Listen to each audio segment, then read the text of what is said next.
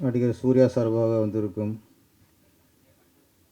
ரசிமன்றத்தை சேர்ந்த ஆரியராஜா அவர்களுக்கும், தளபதி விஜய் சார் சார்பாக வந்திருக்கும் விஜய் ரசிமன்றத்தை சார்ந்த ஈசிஆர் சரவணன் அவர்களுக்கும், நடிகர் ரமேஷ் கண்ணா சார்பாக வந்திருக்கும் ரமேஷ் கண்ணா அவர்களுக்கும், நம்ம சார்பாக வர மாட்டாங்க, நம்ம தான் வரணும். ஆனால் ரமேஷ் கண்ணா சாரை பற்றி நிறைய ரகசியங்கள் பற்றி எனக்கு தெரியுது. நடிக்க பொருள் எடுத்து நடிக்காமல் மற்றவெல்லாம் பார்த்துருக்காரு. சூர்யாவுடைய லவ்வுக்கு ஹெல்ப் பண்ணியிருக்கிறாரு. அதாவது என்ன மச்சான், தெய்வ மாமான்னு கூப்பிடணும், தெய்வ மச்சான். ஓ அப்படி. சூர்யா சாரோட காதலுக்கு பக்கவலமாக வந்திருக்கிறாரு. அஜித் என்ன பாமண்டார் உங்களுக்கு? அவருக்கு எகேஸ்ட் வந்திருக்கீங்க, அந்த லவ் கட் பண்ண பார்த்துருக்கீங்க. நல்ல சரண் சார் வந்து காப்பாற்றிட்டார். அதனால தான் சூர்யா சார் உங்களை ஃப்ரெண்ட்ஸ்னு தூக்கி கூட போட்டுக்க நினைக்கிறேன். சூர்யா சார் விஜய் சார் நடித்த படம் ஃபஸ்ட்டு நேருக்கு நேர். ஆனால் அதில் ஃபுல்லாக எதிர்முகமாக இருப்பாங்க. கடைசி வரைக்கும் ரெண்டு பேருக்கும் மோதல் தான், எளிமையாகவே இருப்பாங்க. ஃப்ரெண்ட்ஸில் நல்ல ஒரு நண்பர்கள், இணைவரியாக நண்பர்கள். ஃப்ரெண்ட்ஸ் வந்து நீங்கள் சொன்னீங்க ஸ்கூல் படிக்கும்போது பார்த்தேன்ட்டு. நான் காலேஜ் படிக்கும்போது பார்த்தேன். எதுக்கு சொன்னால், நான் காலேஜ் படித்தேன்னு தெரியணும்ல,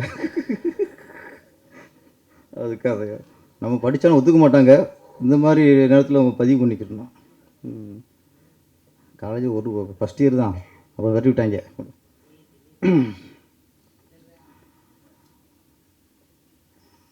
ஃப்ரெண்ட்ஸ் நிறைய படங்கள், எந்த படம் சொன்னாலும் கதை ஞாபகத்துக்கு வரும். காதலுக்கு மரியாதை இருக்கட்டும், பூவை உனக்காக இருக்கட்டும், துல்லாத மனம் துல்லாக இருக்கட்டும், சூர்யா சாருக்கு நந்தாவாக இருக்கட்டும், எல்லாம் ஒரு டைட்டில் சொல்லும்போது நமக்கு டக்குன்னு கதை தான் ஞாபகத்துக்கு வரும்.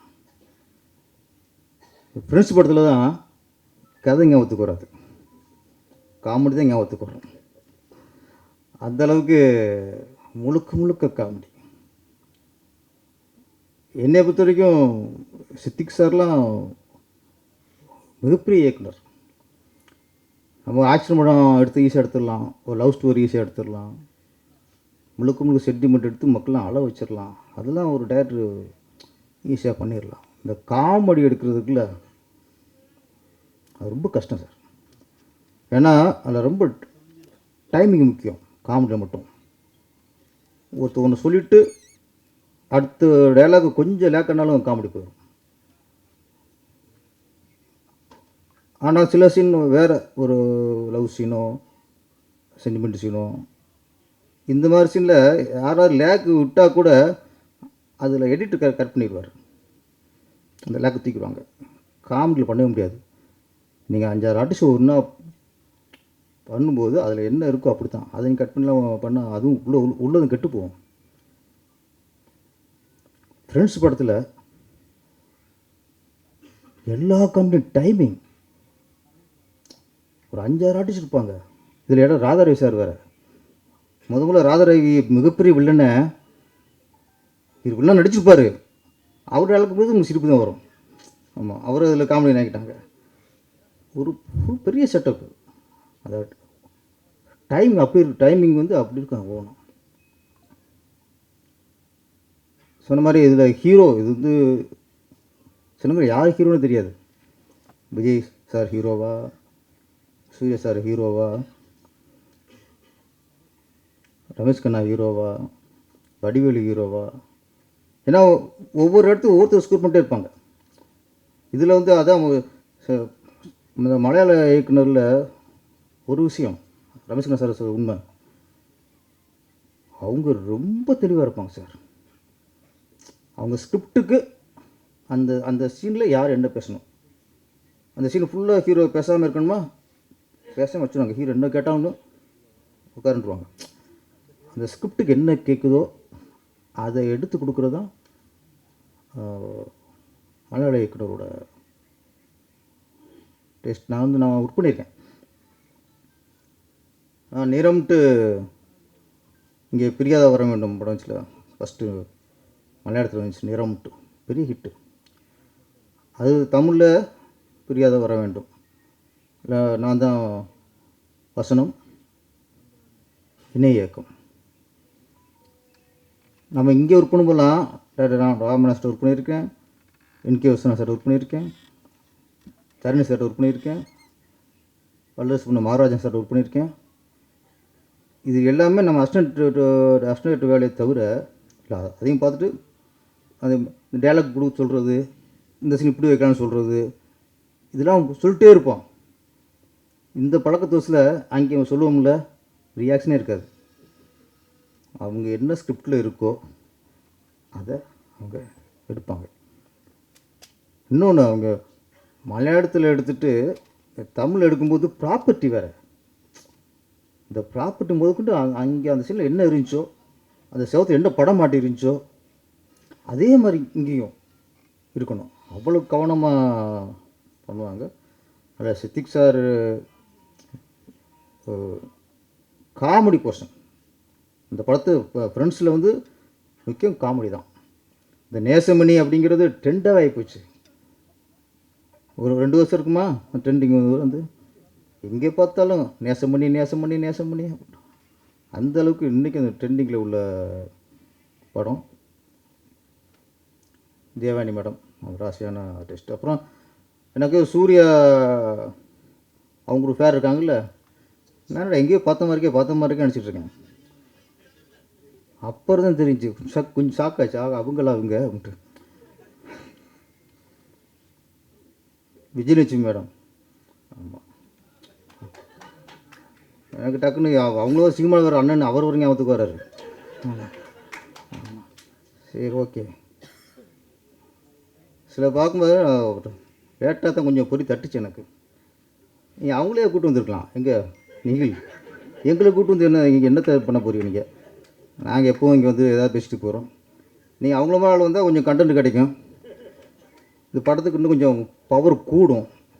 தேவானி மேடத்தை விட விஜயலட்சுமி மேடம் வந்தாங்கன்னா இன்னும் கொஞ்சம் படத்துக்கு பப்ளிசிட்டி நல்லாயிருக்குன்னு சொல்கிறேன், வேறு ஒன்றும் இல்லை. இங்கே நீங்களே ஓடி போயிருப்பார். இப்போ தான் யோசிப்பார், பெங்களூர் போய் 1 வாரம் இருந்து கூப்பிட்டு வந்திருக்கலாமே. நெருங்க பயப்படுறார், வேறு ஒன்றும் இல்லை. விஜய் சார் வந்து நான் வந்து திருப்பாச்சி மூவ் பண்ணுற நேரத்தில் அவர் பெரிய ஆக்ஷன் வர மாட்டார். இப்போ அதுக்கு முன்னாடி திருமலை வந்துருச்சு, கில்லி வந்துருச்சு, பெரிய ஆக்ஷன் ஹீரோ மாறிட்டார். நான் ஃபஸ்ட்டு கதை சொல்லும்போது அந்த ஆடு வெட்டுற சீன் இருக்குல்ல, மாலையை போட்டு தண்ணியில் ஊற்றுவாங்கல்ல, அந்த சீனை நான் ஃபஸ்ட்டு கதை சொல்லும்போது அந்த அவர் கட்டி வச்சு மாலையை போட்டு தண்ணி ஊற்றுறது விஜய் சார் இல்லை, பெஞ்சமின் தான். நான் காமெடியன், அவரை கட்டி வச்சு இது மாலையை போட்டு தண்ணியை ஊற்றி என்னெல்லாம் பண்ணலாம். ஃபஸ்ட்டு சொல்லி கதை ஓகே ஆயிடுச்சு. அப்புறம் திருப்பி ஃபுல்லாக ரெடி பண்ணிட்டு செகண்ட் டைம் ஷூட்டிங் போகிறதுக்கு முன்னாடி திருப்பி ஒரு கதை சொல்லிடுவோம் அப்படின்னு திரும்ப கதை சொல்கிறேன். அப்பவும்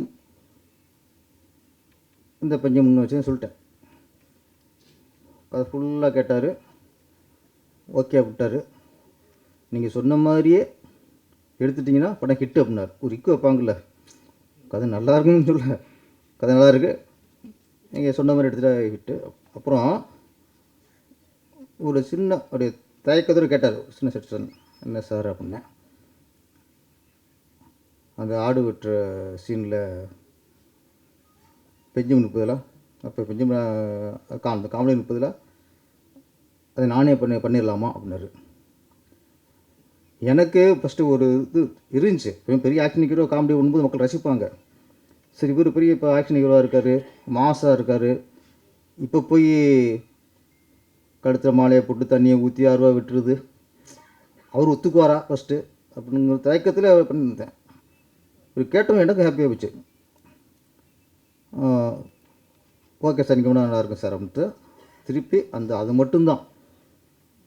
அப்புறம் பெஞ்சமினை பின்னாடி வச்சுட்டு இவரை கட்டி வச்சு மஞ்சத்தெல்லாம் ஊற்றணும். ஆத்தா சம்மதம் சொல்லுதாத்தா அப்படின்னு. அதனால் ஒரு பெருசாக ஒரு ஒர்க் அவுட் ஆச்சு. ஏன்னா ஒரு விஜய் சார் நம்ம இன்றைக்கி பெரிய ஒரு கமர்ஷியல் ஹீரோவாக பார்க்குறோம். ஆனால் அவருக்குள்ளே நிறைய காமெடி சென்ஸ் ரொம்ப ஜாஸ்தி ஆகட்டும். அது என்னோடய திருப்பாச்சியம் இருக்கட்டும், சிவகாசியாக இருக்கட்டும், ஃபஸ்ட் ஹாஃப் ஃபுல்லாக ஹியூமராக தான் கொண்டு போயிருப்போம். செகண்ட் ஹாஃப் தான் ஆக்ஷன்லாம் சென்டிமெண்ட்லாம் இருக்கும்.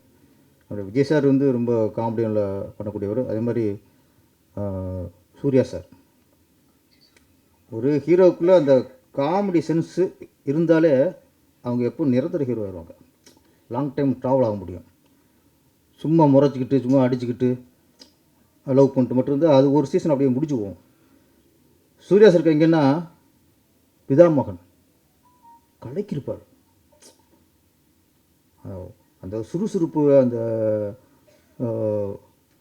அந்த டைலாக் டெலிவரி, அந்த சாங்கில் சிவனனோட அந்த டான்ஸு, அப்போ சூர்யா சாருக்குள்ளே இவ்வளோ ஒரு ஹியூமர் இருக்கா, நகைச்சுவாக பண்ண முடியுமாங்கிற இது பிதாமகனில் அவர் நிரூபிச்சிட்டார். அதே மாதிரி முன்னாடி ரஜினி சார் பில்லா காலி ஜானி விரைச்சிட்டே இருப்பார். அது தில்லு முன்னூறு படம் பாரதிராஜன் சார் அதில் ஃபஸ்ட்டு நகைச்சுவாக பண்ணார். அப்புறம் தம்பிக்கு இந்த ஊர் இந்த பாம்பு சீன் இதெல்லாம் பண்ணதுக்கப்புறம் ஒரு ஃபேமிலிக்கு எல்லோரும் பிடிச்ச ஹீரோவாக மாறிடுவாங்க. தான் ஒரு கதாநாயகன் காதல் சென்டிமெண்ட் சண்டையோடு அந்த அவளுக்கு ஹியூமர் பண்ணுற ஒரு இருந்துச்சுன்னா ஃபேமிலிக்கு பிடிச்ச ஒரு ஹீரோவாக மாறிடுவாங்க. கமல்ஹாசன் சொல்லவே தேவையில்லை, அவர் எல்லாத்துலேயும் பின்னி படம் எடுப்பார். அது மாதிரி இந்த ஃப்ரெண்ட்ஸ் படம் வடிவேல் மட்டும் இல்லை, ரமேஷ் கண்ணாவும் ஈக்குவல் காமெடி பண்ணவர். நம்ம இவர் கணேஷ் பாபு சொன்னவரில் தேவனிக்கு நான் தான் தாலி கட்டுன்ட்டு அந்த உங்கள் படையப்போல காமெடி இருக்கும். ஆமாம், ரஜினி சொல்லுவார் மாப்பிள்ளை யார் அப்படின்னு. அவர் தான் மாப்பிள்ளை, போட்டுக்க சட்டை ஏன் சட்டை பாருல. அது மாதிரி தேவனுக்கு மாப்பிள்ளை விஜய் தான் தாலி கட்டணும் நான்ட்டார் கணேஷ் பாபு. ஆமாம், ராஜகுமார்னு கொஞ்சம் இது போட்டு வைக்கணும், ரொம்ப முக்கியமான கேப்பாக இருப்பா அவர். ஓகே, கணேஷ் பாபு பிறந்தநாள் வாழ்த்துக்கள். வர கோவா ஃபெஸ்டிவலில் அவர் கூட குறும்படம் இடம்பெறுது, அது வாழ்த்துக்கள். ஃப்ரெண்ட்ஸ் ரீரிலீஸ் இப்போ வந்து உங்களுக்கு படங்கள் ரிலீஸ் பண்ணுறதே பெரிய விஷயமா இருக்குது. புதுப்படம் ரிலீஸ் பண்ணுறதே பெரிய சவாலாக இருக்குது. இப்போ ரீரிலீஸ்க்கு அப்படிங்கும்போது அது பெரிய விஷயம். அது எங்கேனா இப்போலாம் ஒரு படம் ரீரிலீஸ் பண்ணுறதுன்னா அதுக்கான ஒர்த்து இருக்கணும். அதுக்கான ஒர்த்து இருக்க படத்தை தான் ரிலீஸ் பண்ண முடியும். அதுக்கான ஒர்த்து ஃப்ரெண்ட்ஸ் படம் கண்டிப்பாக அந்த ஒர்த்து இருக்குது. இன்னொன்று இப்போ உள்ள காலகட்டத்துக்கு சார் சொன்ன மாதிரி, ரமேஷ்குமார் சார் சொன்ன மாதிரி வன்முறை துப்பாக்கி சவுண்டாக இருக்குது. இப்போ ஒரு ரிலீஃபாக படம் மக்களுக்கு தேவைப்படுது. இது வேறு, ரெண்டு செய்திகள் வேறு. அங்கே குண்டு வெடிச்சிட்டாங்க, 14 பேர் இறந்துட்டாங்க. இப்போ பார்த்தா மெக்காவுக்கு போனதில் நம்ம இந்திய முஸ்லீம்கள் 42 பேர் 42 அவங்க அந்த செய்தி கேட்டால் அது வகிருங்குது. இந்த மாதிரி நமக்கு இந்த செய்திகள் இது கேட்டு ஒரு இருக்கும்போது சில படங்கள் தான் நம்மளுக்கு தேட்டருக்கு போனால் ரிலீஃபாக இருக்கணும். அதுக்கு அப்படி ரிலீஃப் தர படம் தான் இந்த ஃப்ரெண்ட்ஸு. ரிலீஸ் அப்போ எந்த அளவுக்கு வெற்றி அடைஞ்சதோ அதே மாதிரி இந்த ரீரிலீஸ்லேயும் மிகப்பெரிய வெற்றி அடையணும். நன்றி, வணக்கம்.